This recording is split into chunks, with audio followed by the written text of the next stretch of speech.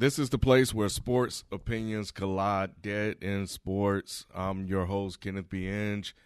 Joining me as usual is FIFO. What it do? And on the line is the sixth man, Q. What up, Q? Everybody, what's going on? Hey, man, you know what, Ken? What's up? I love my nickname, right? Yeah? But the sixth man is a really fucking dope nickname. It really is. Yeah, it really is. Yeah. And he comes in the clutch just like a six-man would. Yeah, nah, it's dope, man. It's kind of crazy how that worked out, and I just kind of branded his thing, man. Like, it just became his own thing. Mm-hmm. Yeah, so, yeah, that's dope. So, yeah, tonight, man, we know we're a day or two late. We were in here last night to like 12:15. Recording. Is the mic still on?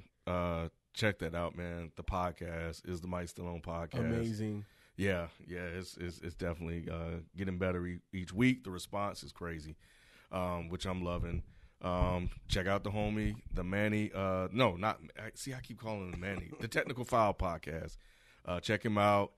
Also check out the homie 12 Cal, the 12 Cal Podcast, and Chris Platty's Strictly Hip Hop and Strictly Hoop Talk Podcast, and of course, man, Dead in Hip Hop.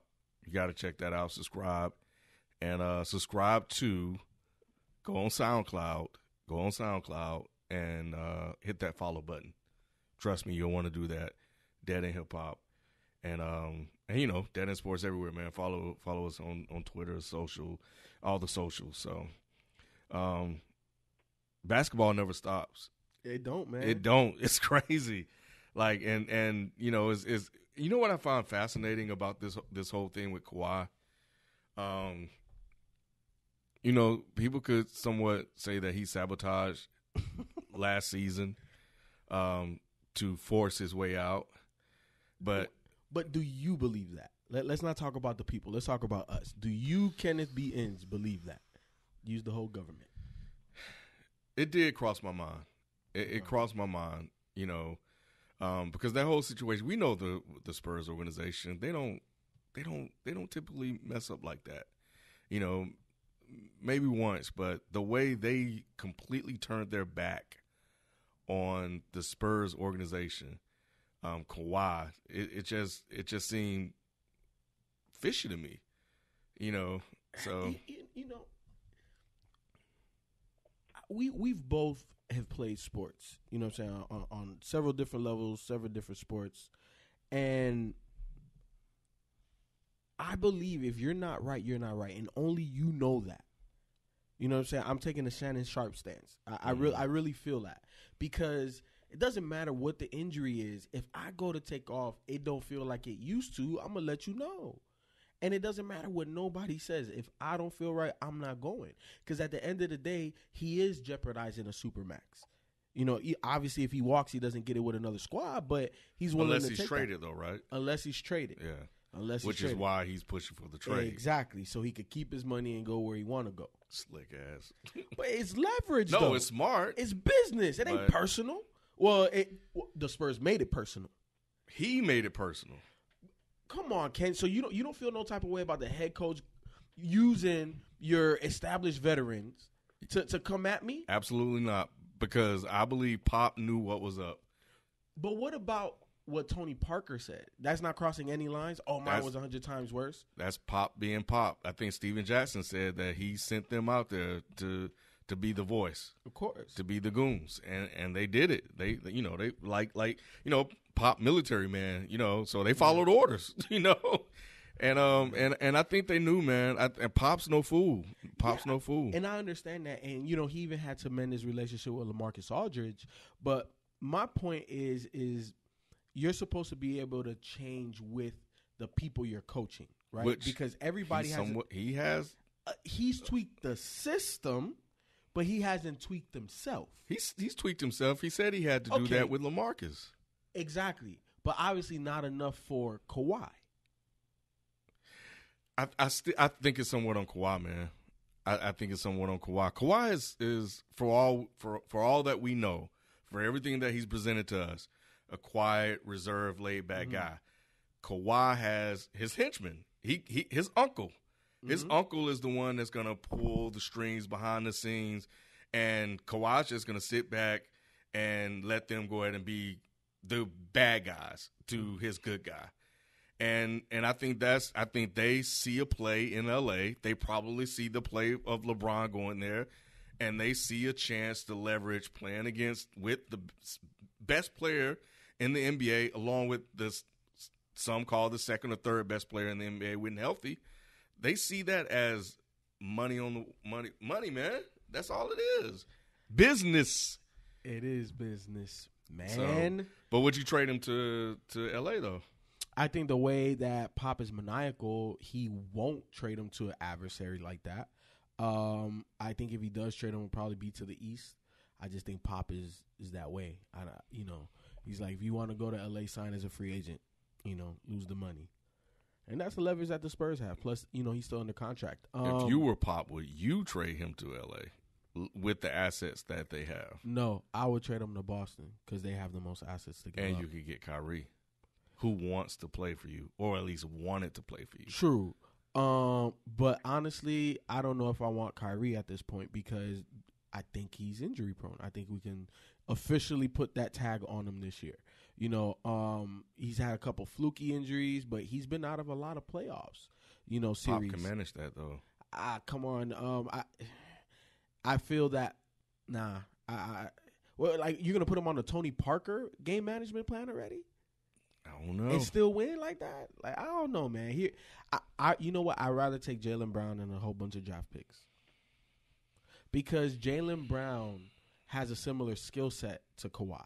And obviously, I don't think he's going to give you Kawhi-level production, but he's a reduced version of him. And plus, you'll get opportunities. And if you were able to draft a Kawhi, a Tony, a Manu late in the draft, and you get 3 draft picks, we'll see. But also, I think a big part of this thing is Greg Popovich is saying he doesn't really want to coach past 2020. Yes. So I forgot about that. Yeah, so that's a big thing for the franchise moving forward because Pop has been the constant. Mm-hmm. You know what I'm saying? Through all of the eras, through almost 20 years of 50+ wins. That's hard to lose and hard to replace. So I think that factors in as well. So if I can already get a Jaylen Brown, obviously in the future we don't know who the head coach is going to be, but I can, if the Spurs can retain R.C. Buford, because obviously he's a GM, and I'm pretty sure he could always call Pop and, ask him, his opinion on things. I'll take the draft picks in Jaylen, man. I think that's the best overall trade package that anybody has to offer because the Lakers sending Lonzo, okay. But they especially when they got DeJounte Murray. Exactly. Yeah. Exactly. Similar, I think Lonzo's a better shooter, at least a more willing shooter than DeJounte, and more skillful shooter at this point in his career. And everything else is relatively the same. Mm-hmm. I think Lonzo got better vision, but that's neither here nor there. You pick him up. What are you going to take? Who else? Brandon Ingram. Ingram. To me, Jaylen Brown right now, is better than both those guys. So I take him plus the future picks. Yeah, I think the Popovich thing is really the key factor in that. The fact that, he lost his wife. Who knows what's going through his head. I don't know the relationship they had. They seemed like they were close, so he probably did spend a lot of time with her. But what if he didn't? And he's like, man, I done spent all this time coaching and less time, being with my family. We don't know. It's all speculation. But, I think he's just gotten to the point where I just want to just chill. I'm done. And I think he also is smart enough to look ahead and say that it's over for me with the roster that we have, with the pieces that, with the pieces that are leaving. Manu's done. Tony's done. I mean, that was it. He was David Robinson to Manu Tony. Mm-hmm. And now that they're about to retire, even though Tony's saying he still want to play and Manu's still saying he want to play, this may be their last year too. Oh, yeah. So that's Definitely. It. That's his window. That's it. Yeah. And, I think that the perfect situation for Pop is the one that he's going to undertake in the next Olympics. Because think about if you look at almost every other country, right, in global basketball, their national head coach has been a national head coach for a while. He's coached multiple Olympics. I think that we're at the point where I think Popovich can take over USA basketball and really do something like that. And I think it would benefit him because realistically, he would be coaching, part-time, like every two other years. You know what I'm saying? Either the, those intermediate games. I don't remember the name. You know me and names. If FIFA, I don't be remembering names of stuff. But then the Olympics. You know what I'm saying? They get to scratch that itch. Exactly. Yeah. Because that's what I was going to say. Like, head coaches never stop coaching. Mm-hmm. You know what I'm saying? You're always going to be drawn to the game of basketball in some capacity, whether it's GMing, consulting. But I think this will be the perfect way to be close enough, but not the daily grind of the NBA, the preparation. Because think about it from... Because Pop has kids, Yeah, right? He has kids. Mm-hmm. Think about it from, a management head coach perspective, right? When the season's over, the season's not over. You may get a week, and that's it.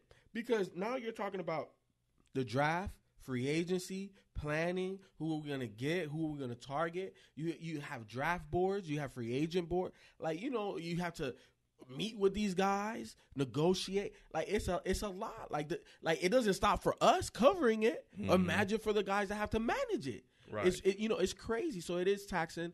And I just think that the perfect situation for Pop is to just focus on the Olympics. Get the best guys. You can run your program how you want to run it. You can be as tough as you want to be. Mm-hmm. And at the end of the day, you're a legendary coach. So, for these guys representing their country, they know what they sign up for. And you can push them. And you can be like, you know what? We're gonna dominate, another 40 or however many years. You know what I'm saying? I'm gonna set the new foundation, the new blueprint to USA basketball. Which would be dope and almost guaranteed, winning. And man, it's just it's gonna be hard for me to watch, to envision the Spurs without Pop or without that key piece. So it's definitely going to be interesting. I'm trying to pull up some San Antonio news here to see because we know they met last night, and I guess it didn't save. But I can say this. I just saw a report that says the Cavs are not shopping Kevin Love. I saw that too. Yeah, which I thought seems to be interesting. Because they give him a 5-year contract? So he has 4 years left? No, hell no, Ken. He has at least it's either 3 or 2. 3 or 2? Mm-hmm. So he got 4. Wait. You remember, he signed with Cleveland 2 summers ago. No, has it been? No, how many straight finals has he been with Cleveland already? 4. Golly. So, yeah, he may have 1 or 2 years left. Okay. Well, the latest news, the latest report, and this was 5 hours ago, is that they're not shopping Kawhi Leonard, but they will field offers. And, if you're Boston, you're definitely calling because you got things to provide. And if you're LA, you definitely on the phone. Mm-hmm. I think if you're Philly, I think if I'm San Antonio, Philly has the second best trade package. Who? Markelle, Dario, whole bunch of first round picks. I'll take Dario. that. Dario would fit a Pop system. But again, they got DeJounte Murray. Yeah, but I think that what's his name? Markelle Fultz. I think he's a combo guard. I think he can play one. I think he's like James Harden. Yeah. I think he can play off the ball. So you would legit keep Ben Simmons as the point? Yeah, of course. So you wouldn't pull what they did with LeBron and pull him off? Nope. Yeah. Nope. He got the rock. All right. Well, they said the meeting went good. We don't know. We'll see how that goes. Who, Kawhi? That's what Jabari Young said. Hey, what time was that written? June 19th, 11:39 p.m. That's yesterday. As of today, they're talking about yeah, Stephen A said something different. Yep. They're talking about that the meeting did not go according to plan, and Kawhi says that the relationship is severed, and he is not going to re-sign with San Antonio. He doesn't like the way that they handled the whole situation. So it's a wrap. I'm not re-signing. That's cool. You could trade me, or you could just let me walk for nothing. What you want to do? What do you think about Paul George looking to go back to OKC? I think that's a money play, but we'll see. We'll see because I think Colin Cowherd made a perfect scenario, or he explained it the best way I've heard it. Sometimes the best isn't the most important or the most valuable, right? Mm-hmm. And when we're looking at Kawhi, LeBron, and Paul George and where they may go, the best is obviously LeBron. The second best is Kawhi, and Paul George is the third, right? Mm-hmm. But for the Lakers, it's most important for them to land Paul George because LeBron isn't going to sign first and be like, well, I hope they get somebody else. But if they land Paul George first, LeBron's like, okay. There's something to work with here now. You know what I'm saying? So now he'll sign and possibly, you know what I'm saying, they still retain a lot of those young pieces, could still move those pieces for a swing a Kawhi trade. You know what I'm saying? So the Lakers are in play to try to get all three of them. We'll see how that plays out. But at the end of the day, it's most important that they get Paul George first. So I think that he has to be the first domino. Yeah, the latest that I'm seeing now is that he may sign a 1-year deal with them, which would make sense for him. For the Lakers? With the Thunder. OKC? Yeah, so kind of fill it out one more year and see how they go. You know, I had an interesting thought. This is one of my Ken conspiracy theories. Okay. Because I was thinking about him wanting to go play for L.A. And I was like, man, did he sabotage that game? He shot so he was terrible. But he wasn't the only one that was bad. Yeah, but I don't know, man. He could have been point shaving, man. He could have been point shaving to get out of OKC.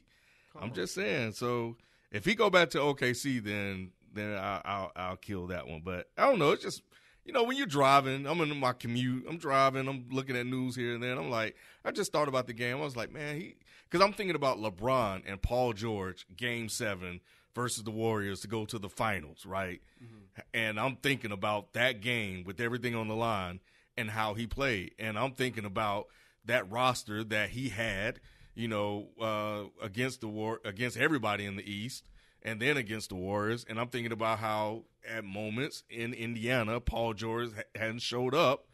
And I'm thinking LeBron could somehow end up in the same situation with the guy that doesn't show up in big games. So either either the moment was too big for him or he was point shaving. I don't know. Ken conspiracy theories. Yo, you know what, Ken? I like talking to the people, man, and I think we need to start segmenting the show. Okay. And you need your own segment with Ken's conspiracies. Real talk. You need it. You need to come up with at least 2-3 conspiracies a show. Yeah, hey. I can. I see so much stuff out there, man. Who knows? Did you see the picture I sent you guys of Lauri Markkanen? Yeah. Ken, 3 to 5. It takes 3 to 5. I'm telling you. He had a good rookie year though. He did, but the thing is, Ken, like he has, you know, very high all-star, almost superstar potential, right? Like you're talking about a legit 6'11", 7 foot with range, ball skills, plays defense, is a grinder, has a motor. It's not like super hyper like Kenneth Faried, but he has a motor. He keeps going, right?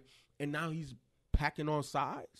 That's going to be a problem. But at the end of the day, the biggest teacher in basketball is experience. So you can get your body and all of that right, but you still have to go through those ups and downs. And that's the reason why getting playoff experience for a young team is so paramount. That's why I said, like, for Philly, that was amazing for them to get bounced the way they got bounced. Oh, they learned a lot. And guess what? Next year, they still not ready. But because they're so good, next year's jump for them may be the Eastern Conference Finals. And depending on, you know, what happens with Boston, even what happens with their own squad, because if, you know, you get a Kawhi or LeBron, that takes you over the top. But as presently constructed, you get more experience. That's going to be the best teacher for them. You know, so. Yeah, I like him a lot. That kid, you know, he got game, man. And I'm definitely looking forward to seeing because, you know, he wasn't expected to play as much as he played this year. I think it was an injury that ended up putting him in the starting lineup, and they just couldn't take him out. And partly why they traded Mirotic. Yeah, he was putting in work. Yeah, they didn't need him anymore. So yeah, I'm curious to see where he goes because, you know, I don't know much about, you know, these international guys or guys like that. So wait, no, he wasn't. No, he played college. Yeah. So I still didn't know anything about him. But you know. You have to see how they perform in the NBA. You just never know. And he was just some guy that was around for me that I never heard of, and he balled out. Yep. And he was giving dudes work. Yeah. he sure was. Now, did you see the picture of Lonzo? Lonzo swole too. Look it up. Oh man, let me see what. Lonzo out here getting swole too. They about to get rid of his ass. They not yet. Not yet. Hey, if he keep doing these diss tracks, it's a wrap. Yeah, I think Magic had that talk with him. It's a wrap. I don't think nothing else like that is gonna happen. No, probably not. But wait, just Google Lonzo search. Shows off summer bod. Is this it? Yep. I'll put this on the Dead End Sports. Is this him and LiAngelo? I mean, well, yeah. He Come has on put now. on some muscle. Yeah, I'm gonna give him his props. Pull up a rookie picture, bro. Nah, I'm gonna give him his props. Yeah, he was thin. Yeah, he was. Hey, thin. we went to the game. We saw him, Ken. Yeah, I know. All right. Look at you, Lonzo. Hope that, packing on muscle. Yeah, see that. That's why I take 3 to 5, Ken. The first year, guys are gonna physically improve. And it depends on your body type. Yeah. Because look at Anthony Davis, right? Like second year, he still wasn't bigger. And like, Kevin Garnett didn't get any bigger either. He got a little bit bigger, but But he was like skinny strong. Exactly. Like, yeah. Exactly. He was just like cut. He was like Bruce Lee. Just like KD. You look at KD's rookie, pictures versus what he is now. He's not swole, but he's thicker. He got man weight. Yeah, exactly. You know what I'm saying? These are babies. Hey, I don't.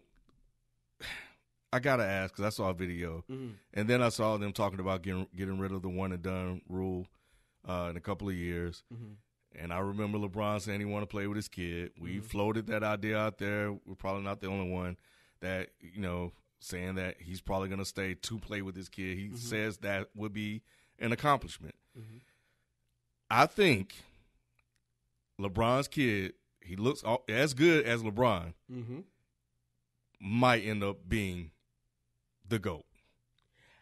It's way too early. No, it's not too early. No, it's not too early. No, it's not too early. No. Now, here's the thing, though. I've watched him play, and he has some things that are just, it's just natural and it's just instinctive. The passing. He has daddy's passing. Yep. He has the gift of pass. He has that. Right now, it looks like he got a better jump shot than his daddy. It just LeBron has said that. He got a better jump shot. But physically, and he is growing. He is growing. I think D Wade's kid is gonna be nice, Zaire. Yeah. Because he's long now. Too. He's starting to sprout. Okay. LeBron's kid still hasn't sprouted yet, so we'll see. But no, he's nice. I don't know about the GOAT yet, Ken, because at the end of the day, like, as the stakes get higher, we'll see how he performs. Right. But here's why I say that. Let's just say he's like the complete template of LeBron.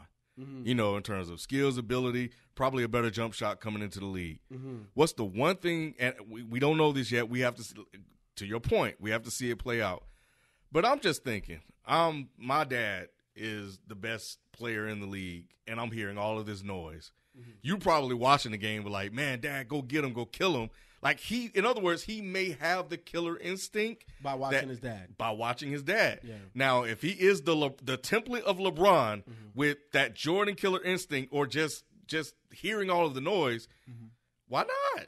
Why not? If he's everything like LeBron is coming into the NBA, and then he adds that on top. I mean, you still got to win the championships. You still need those intangibles. The MVP, all of that. You need all of that. But at the end, I just feel that it's going to come down to a physical perspective. Because if he's a 6'3" point guard, it's hard to be the GOAT.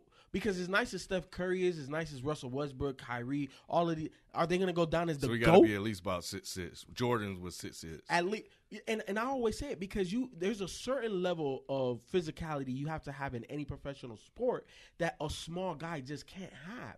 That's why point guards need bigger guys. You know what I'm saying? To impose physical will. Like CP, little guys can take over the game, but they can't physically impose their will. We've seen LeBron, like, you're not gonna get a shot. I'm gonna block it. I'm too big, too strong, too powerful. CP can't overpower nobody. He can outskill you. But if I need a body of big, he can't just move anybody out the way. So we got some boxes to check. He got to check some boxes, and I think that if he's big and physical enough, 6'6" to 6'9" range, he has an opportunity. But we'll see how his skill set plays out. We'll see the type of player he becomes. Because he's still a kid and he still plays like a kid, but you can see the flashes of greatness. Mm-hmm. But as he gets older and more mature, we'll see. We just have to see, Ken. It's way too early. Yeah. I mean, because Zaire looks nicer to me right now. Like, if I had to pick between LeBron's kid, but isn't he older? Like maybe like a year or two. I don't think he's much older. Yeah, no, I think Wade's kid is gonna have some game. Well, he got game. No, he's gonna make the league. Yeah. Because you know what he is? He has his dad's game, but with a deeper jumper, and he's a lefty. Because Wade never really had. He had mid range. Yeah, he had the mid range game down, but he ain't really. He still doesn't have a 3-point shot. Yeah, man. Yeah, that's actually gonna be kind of crazy. Yeah, just because seeing their kids play. Yeah, because typically the kids don't, turn out to be anything, and this is a different era. Remember what I told you? They're going to have to expand the NBA, Ken, because the way that these kids are training at a much earlier age, they're more ready. They're more seasoned. They're more skillful. They've played more basketball time. Mm-hmm. So that's why I say skip college. Get to what it is. Train. Pack on the pounds on your body. Be a professional. Mm-hmm. You don't need college if you're that good to play in the NBA. Go straight to the pros. And I'm not saying for everybody, but I'm just saying kids nowadays. It'll be survival of the fittest anyway. It will be. If you're not good enough, the league will get rid of you. Exactly. And here's the thing. I think that, back in the KG days, the Kobe days, there was only like maybe 1 or 2 per draft that can come out of high school. Well, we had the Bulls. Curry and Tyson Chandler. Yeah, and Tyson Chandler. Yeah, but but Tyson's still in the league collecting checks. Yeah, but he managed to find a role, but he was good enough. But yeah, to your point, yeah, there's really only like 1 or 2 to come out of high school. Yeah, and that's today, going to dominate. Exactly. Today, I would say it's probably closer to 5 or 6 that could come out of high school and have an impact. Not saying dominate. But they can have an impact year one. Yeah. You can see it. Well, I know that. I think Wade's kid, LeBron's kid definitely are reasons why they are going to get rid of that rule because they don't want to send that off to college and let them eat off of that. If they can go ahead and make money off of them right now, as soon as they turn 18, why not? And then to think about, rules are rules or whatever, but, your dad got a chance to play without college. And if you're as good as your dad, what kind of BS is that? You see, I'm just as good as my dad. Why do I have to go off and go off to college or go overseas? It doesn't make any sense. So I think Adam Silver's trying to get ahead of the curve, and that's why he's floating that out now. The one thing go ahead. I think another aspect to this whole getting rid of one and done, because think about a kid in college. They can't even have a monetized YouTube channel. As soon as they start to make money off their likeness, they're no longer they start to violate NCAA policy. I can't even have my own YouTube. So I just think that it's asinine. I think the NCAA, if they want to be able to stay kind of in the game, they got to change a lot of the rules. They in terms of players being able to monetize themselves. Their likeness. Yes. Because the one and done is the NBA rule. So they're the ones that's preventing this from happening. So because some kids can go to college, should go to college, you know, but it's just I just always felt it's not incentivized for them to go. And then also I always talk about the game, 35-second shot clock, make it the NBA 24, put pressure on these kids. You know what I'm saying? Speed it up. Why are we playing this slow down, pace down game? Hella fouls. Yeah, I hate watching it. Yeah. That's why I only watch the NBA guys. Yeah, no, prepare them for the pros. Yeah, it's tough to watch. The big news today, it completely slipped my mind. Dwight Howard. Oh yeah, man, yeah. Talk about a fall from grace. A guy that we thought was going to be at one point he was the next great big in the NBA. He was on that path when he was in Orlando, but. I think, Ken, validate this for me. Okay.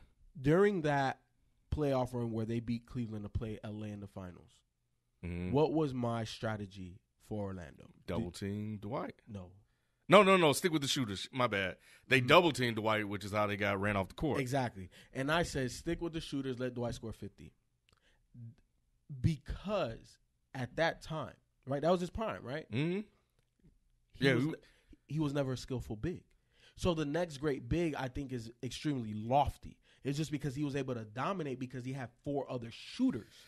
So for me, offensively, he never developed the skill set. And I saw it even at that time. That's why I said, don't let the shooter shoot. Let Dwight score 50 because Dwight can't score 50. I think he had a lot of promise, though. I think people were looking at him like that. And you know what? And that's the reason why he's falling. Okay, let me ask you this. Replace Dwight with Shaq. Would you have still followed the same strategy? Hell no, you got double Shaq.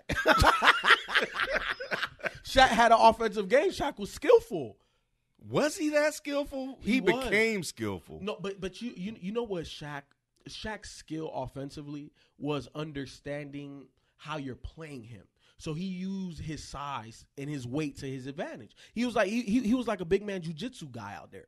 You know what I'm saying? Oh, this is where you're putting pressure. I'm going to just spin off of here. And remember, to be that big, he was extremely nimble. And he was quick with his spins. Go on YouTube right now and just watch. I watched the Nick Anderson's with the steal game. I watched that. And, the funny thing about that game, they called a lot of hand check fouls, too. It was, it's funny. We talk about the hand checking rules. They actually did call it a lot. I was really surprised. I kind of forgot. But I did watch that game. And, a lot of the NBA is kind of still the same. That was the other takeaway. The biggest difference, the three-point shot. Just the three-point shot was, volume. Yep. That's the biggest difference. The game was still the game. It felt like I was still watching the same game. Exactly. Yeah. And by the mid-'90s, all that physicality of the '80s was already out the league.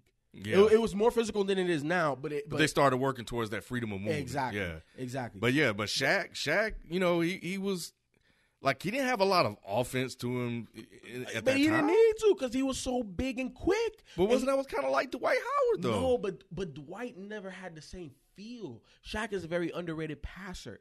Dwight was never the same level of passer as Shaq. Like Shaq was just an overall better player offensively. I'll give him that. He was. I thought Shaq was just like, everybody say he's the dominant force. Like, he was so big you couldn't stop him. That's why I thought he was somewhat overrated. Nah. Because there was nothing you could do with him. What are you going to do with that?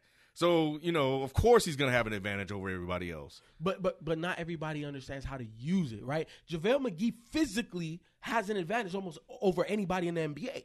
Does he know how to use it? Absolutely not. If you Ken, I thought about the finals, bro. How you miss a wide open dunk like that? You double clutch a layup and then you get hung under the rim when you're 7-1.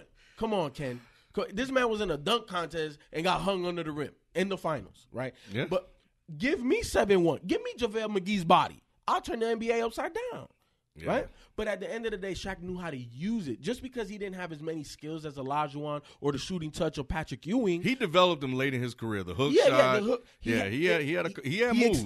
He extended it out, right? Because he still had the hook. Because that's when I couldn't hate on him anymore. That's when I was like, oh, God, all right, I'll give He had the hook early on. It was just a lot closer to the rim. Yeah. As he got older, it moved further away because he had more of a touch. But I still think outside of, I give you the point about him knowing how to use, his physical attributes that he had over everybody else. But I still think somewhat just based off their athleticism alone, their size alone. Because they were, I think, before Shaq became like the real Optimus Prime Diesel, Shaq was skinny. Yeah, but he was strong though. But they were still strong. Their frames were similar. Exactly. And I think their first 4 years, Dwight 3 to 5. 3 to 5, Ken. It's the FIFA rule. He left, went to L.A., and he fell off the map. Kobe got him. Okay, we not.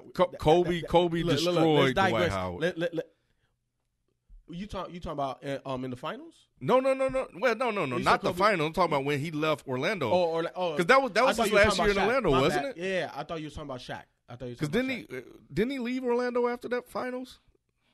I might have to fact check. Or was it? No, wait, no. He played one more year, and then they fell off. Yeah. He played one more year. He came back. Yeah, because I watched that finals at Brown's house because that's when LeBron hit that 3, and I was like, okay, now that saved the series. I thought they were going to come back and win it. They didn't, and we didn't LeBron get a chance. Wasn't ready. Yeah, But look, digressing So I back. did know you guys. Yeah, to Dwight Howard, right?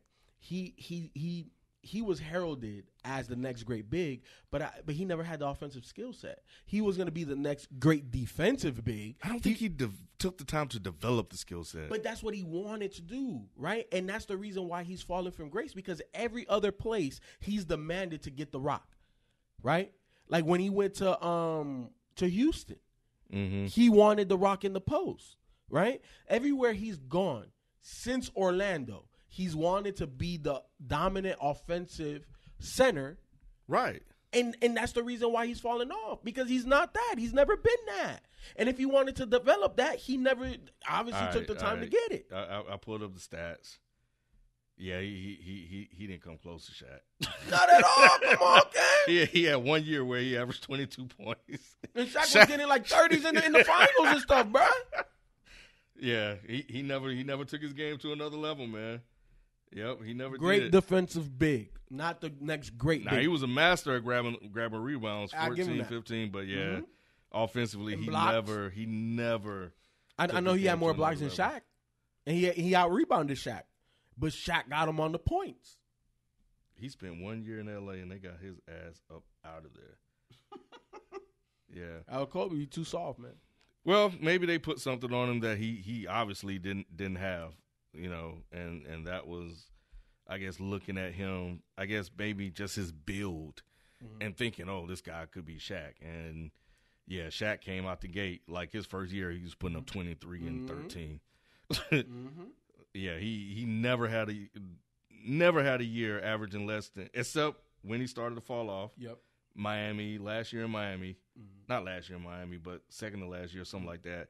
But he was on the tail end of his career. That's when he was doing 17 and 13, and he wasn't really playing. And he was putting up Dwight Howard numbers. He was putting up Dwight Howard numbers. When I'm falling off. Barbecue chicken. That's why Shaq be going at him. No, he's not the Diesel. He's not Superman. Yeah, Shaq used to kill him, man. Shaq used to kill him. Yeah, so, okay. All right, well, that settles that. But, man, I still think his career is just amazing to see just how he just has fallen off. It is, and you know, it's all on him, man. It's kind of crazy, and now you being traded for Mozgov, Mozgov. But you know, look, Mozgov's got a ring. You do, but you look, Ken. When your game is predicated on athleticism, that shit don't. Oh. He still had a pretty decent year in Charlotte. He was still averaging a double-double. Of course, but he's so big. He's going to. Yeah. You're going to. You're a walking double-double. That's what it is. But at the end of the day, when your game is predicated on athleticism and you don't develop a skill or an overall skill set, you're going to struggle. Like, you're not going to have old man game. Right? I talk about it all the time. Old man game. James Harden at 40 is going to be able to hit you with the step back. Bro, I'm old as hell. I'm nowhere near as quick as I was. But the step back, still nasty. And your old man game, at least Dwight Howard's old man game, might be Mozgov. Mozgov is better because he got a jumper. And 2 second-round picks. Exactly. Yeah, that's what you're worth right now. Yeah, man. So, you know, but how do you feel about Brooklyn in it? Because you know what? Look, let's be honest. We got to give some credit where credit is due. They've been able to retool that squad. Mm-hmm. You know what I'm saying? After the heist Danny Ainge pulled on them. But when you look at the fact that they got D'Angelo Russell. They got got Jahlil. Dinwiddie, whatever his name is. Spencer. Yeah, Spencer Dinwiddie. I just call him Spencer. Mm-hmm. Yeah. Levert. Kyrus Levert, something like that. And they also have Rondae Hollis Jefferson. Mm-hmm. So they got guys now. You know, like they can in the East potentially be playing for an A spot. Yeah, not knowing, because based on what happened in Philly, for all we know, Jahlil Okafor could be Dwight Howard. You know? But, you know, I think that's kind of telling that they traded for him. They had him for at least half the season. He was out of shape. And they still traded for Dwight. Because they think that he could be, like, I think they think he's soft. You know, I think Philly did a number on him, man. You talking about a guy that won everywhere, and then you get to Philly and you know, you basically get emotionally, you get abused. So and he couldn't handle it. You're losing on purpose. He's not used to that, and you're out fighting people and stuff, and then you have a poor attitude. Mm-hmm. So he just stopped working. Then you get out of shape. Then you go to the Nets. You should have been able to play there. I know they got that guy Jared. They also got the other big, Jared Allen. Oh yeah, they do. Yeah, they got him. So so they got like 3 bigs there. So who knows what's gonna happen. So it's Okafor might turn out to be absolute nothing. Bust. Yeah, and it's his fault because he has the requisite tools to be a player in this league.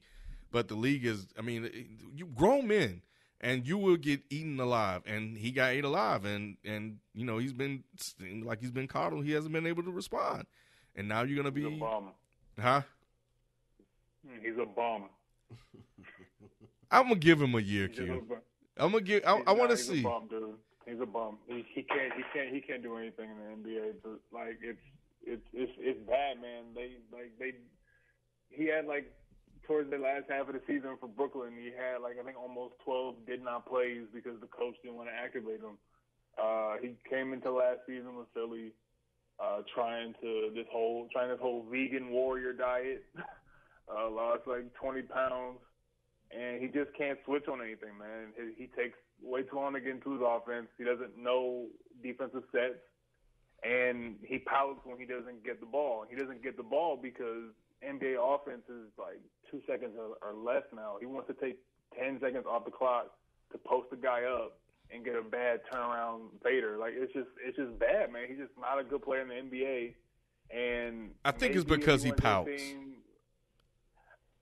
Maybe if he went to a team when they drafted him that was really excited to have him instead of a team that was forced to take him, then maybe something could have been different. But his tools just aren't there, man. He's just not a big for the modern game. If you send Jahlil back to 1985, he'd be a fantastic player with like probably MVP aspirations. But in today's NBA, you cannot have a back-to-the-basket center that does not know how to do anything on defense, doesn't know how to pass, and only has a couple of good post moves. No, wait, hold on, Q. Don't disrespect Jahlil. He got more than a couple of good post moves. The problem with Jahlil is the fact that he doesn't have 15-foot extended range. You see what I'm saying? Because if you can mix the two, then you can play out on the court. You know what I'm saying? Because once you get them faced up and you blow by or you hit the jumper on a couple of times, then you get them in the post. You got the defense all helter-skelter. They don't know how to guard you. But the fact that he does not have a mid-range game is what kills him. In the NBA today, everybody has to be able to be 15 foot and out. If you can't shoot from 15 foot and out, you have no place in this NBA. Yeah, I feel it. I just think that the difference with Jahlil is the fact that even if he did have a 15-footer, there's not many guys in the NBA as like starters when it comes to big man. As a big man in the NBA, you have to be able to switch on more than two positions. You have to be able to go out on the perimeter at least sometimes, and you have to know your defensive sets. And the biggest problem with Jahlil in Philly and in Brooklyn is the fact that coaches just don't really rock with his work ethic. His work ethic is very questionable. And as a big who does good post moves or whatever, that's not enough. You have to be able to switch the positions. And you can't name a big in the NBA that can't do that now. Everyone from Embiid to Gobert to Capella, all the way down to guys who come off the bench like Jordan Bell, JaVale McGee. You have guys even like Jokic who can switch onto other guys, can get into their offense quickly, can make the correct pass. I'm not saying you have to be Jokic, but Clint Capella knows when to pass that ball to James Harden. He knows Gobert knows when to pass the ball to Donovan Mitchell. Joel Embiid knows when to pass. Jahlil Okafor just doesn't have that cerebral game to be like, okay, there's a double team coming. Let me whip this ball to D'Lo real quick in the corner. He will try to double team and go right at the double team, and he'll turn the ball over. And that is the infuriating things that make coaches be like, you know what, you're not playing because I'm not seeing any improvement. I think so what I'm seeing with this whole Dwight thing is the fact of the matter is we're seeing slowly he's going to be overseas very, very soon, if not by next year. I just think Jahlil was in a poisonous situation, a toxic environment, and I think you said it best. He pouts, and the pouting affected everything else, his development, and it just didn't work out. So he stopped working. So I just want to see what he does. Well, going to the Dwight Howard thing, I don't think he's going to be out the league. The only way he's out the league if he wants to be out the league. But the NBA has a way of humbling you. And I think that, he still views himself as a very high-paid player, and he's no longer that. Once this contract is over, he'll be lucky if he gets $8 million a year. Stack your chips. Exactly. So what he needs to do is understand where he is now in the league and come off that bench and still get them checks. Because I think can you imagine Dwight Howard being your backup center? If you're good enough to the point where your center is better than Dwight Howard and you're bringing Dwight Howard off the bench, you're talking about a very powerful second lineup. So I think Dwight, if he doesn't do it, again, the NBA and the market will do it to him. Yeah. He just needs to humble himself. He's not the guy he once was. Obviously, whenever you're an athlete, and especially if you felt that, some of your best years were robbed from you due to injury and all of that, you still hold yourself in very high regard. And you may not view yourself the way everybody views you, but I just think he has to humble himself. And if he's able to come off the bench for a squad, that I think that is going to be his future role. Yeah, and I think he's headed down that path with the quickness. So anyway. Right. Okay, final question. I got two questions for you all. I had this on my docket. Final question. Cool. My scenario is this. All right, San Antonio gets on the phone. This is draft night. And we got guys, and we have a couple teams. I'm going to ask y'all. The scenario is this. So San Antonio's on the phone, and they're talking to a couple teams. They say, look, you can trade for him, but I don't think he's going to re-sign. All right. Now, we're obviously talking about Kawhi Leonard here, but I think what is interesting is that the teams that I'm going to put out to you all, do they say yes and try to convince him when they sign him when they trade for him, or probably during the year of, hey, look, what's better than this? You're winning. You have everything that you want. Your box office, right? Or do they just say, no, it's not a guarantee. We can't do it? Obviously, every team would love to have Kawhi's 100% guarantee that, I'll resign there. But we do know that a lot can change within a year. Certain guys can say, I'm done, and then come back. And then we saw that with LaMarcus Aldridge last year in the Spurs. He went to Pop the same way Kawhi did. I went out, and then Pop said, no, you're staying, and I'm going to prove to you, I'm going to get you the ball. And he had a great year this year. So the first thing I'm going to send out to you, with the scenario, if you're the GM, which we don't have a GM for this scenario because it's the Sixers. The Sixers are on the phone with the Spurs, and the Spurs say, look, we'll give you Kawhi for Markelle Fultz, Dario Saric, and number 10, but we don't know if he's going to re-sign. If you're Philly, I'll start with Ken and we'll go to Vivo. Would you say yes to that and try to convince him, or you just leave that alone because then you're left with nothing if he bounces to L.A.? I will leave it alone.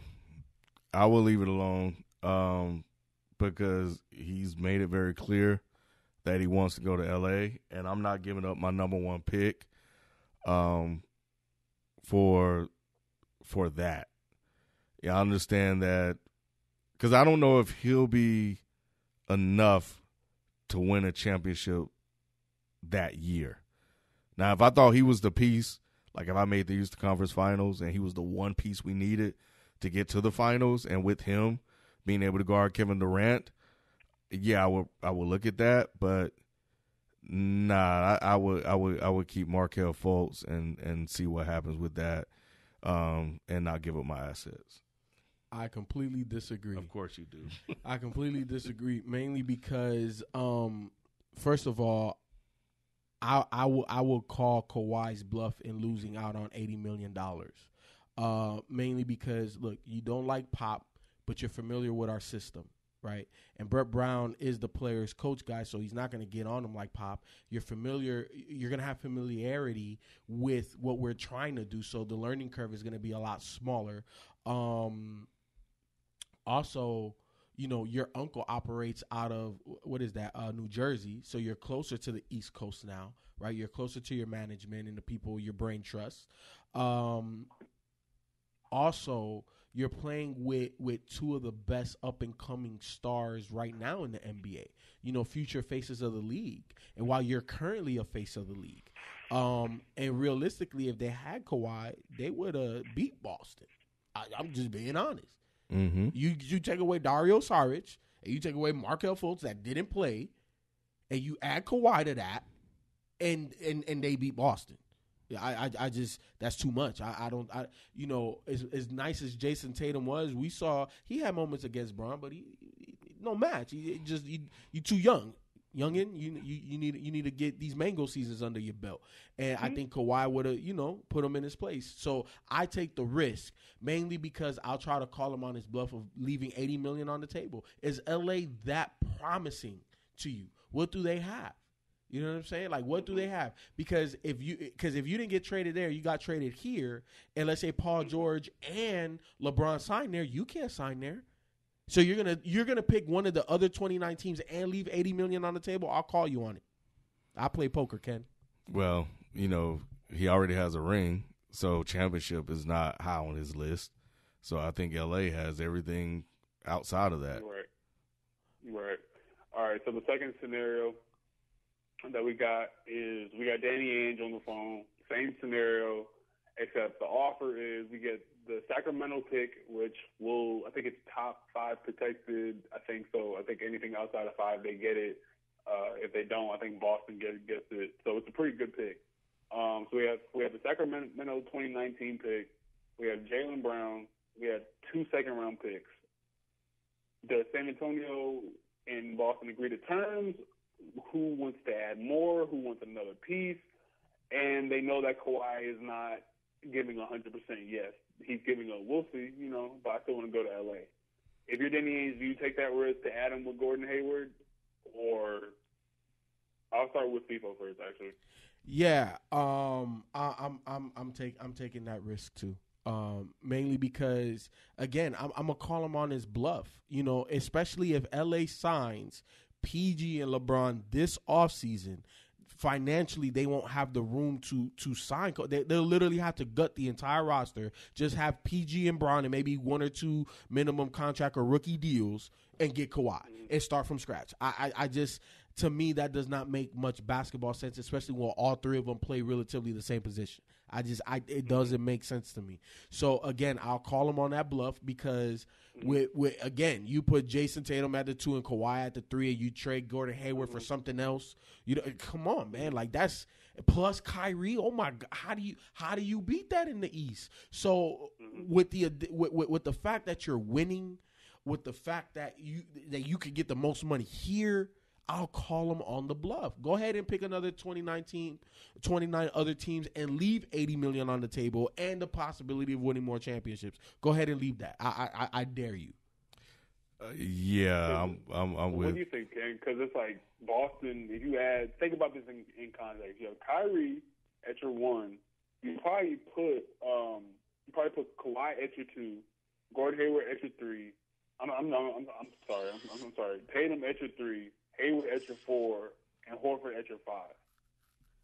You can switch virtually everything besides the 1.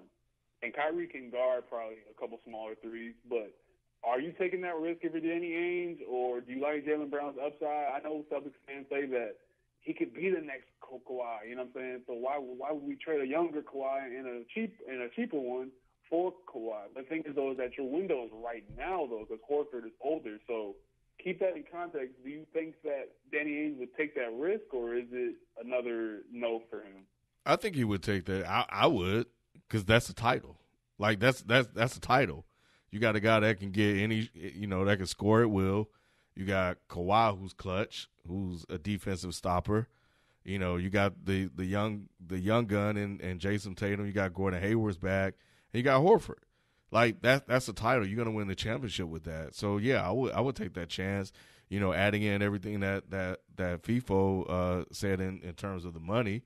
I don't think he would run away from that. And the thing about Boston is that they know how to take care of their guys. They know how to make their guys feel special, and that city will make Kawhi feel special. And I think things like that matters to Kawhi, especially if he can't get the lifestyle that LA would offer him. So championships, you're a local hero, and you know, and money. So I think that will be enough for him to stay. And if I'm Danny Ainge, yeah, I'll take that because I get a ring, and that's what you want to do. You want to win a ring, and you want to do it with the guys and the moves that you made. So you can validate everything you've done, and that would be one that I would do. All right, the last scenario that I have. Now, you're going to obviously think, like, why would I do this? He's going to come to me for free anyway. But if you're the Los Angeles Lakers, if you're Rob Pelinka, you're Magic Johnson, and your thinking is that, okay, if I get on the phone with R.C. Buford and Popovich, I have to make a good offer. So why not try Kuzma and Ingram first? They probably say no because they want a point guard of the future. You probably say no, Lonzo's off the table. But after a while, Kawhi, the prospect of a Kawhi being traded there leaves you the opportunity to still sign LeBron and PG. So you're thinking, if you're Rob Pelinka and Magic Johnson, is this price might feel steep right now, but to pitch to LeBron and PG in free agency, this three-headed wing monster is, hey, we already have him here. All you all have to do is just sign on the dotted line. Everything else is in place. So if you're the Los Angeles Lakers, and then the Spurs said you can have Kawhi, but we're going to need some picks, probably second-rounders, a bunch of second-rounders, right, or maybe a first-rounder, and we want Lonzo and we want Ingram. If you're Rob Pelinka, you're Magic Johnson, do you say yes, or do you hold out that you can get a better deal in the summer? Do you try to just sign him straight up if PG doesn't come, or do you just leave it up to chance? Or do you go right now, seize the moment, and possibly start up the dream of having PG, LeBron, and Kawhi? I'll start with FIFO. That was a lot, cute. What, like, give me just break it down to the bare minimum at the end. Lonzo picks and Ingram for Kawhi. If you're Rob Pelinka, do you say yes or no to San Antonio? And we're talking the off season, not regular season, right? We're talking about off season, because then you have the prospect to sign both PG and LeBron because you've already traded for Kawhi.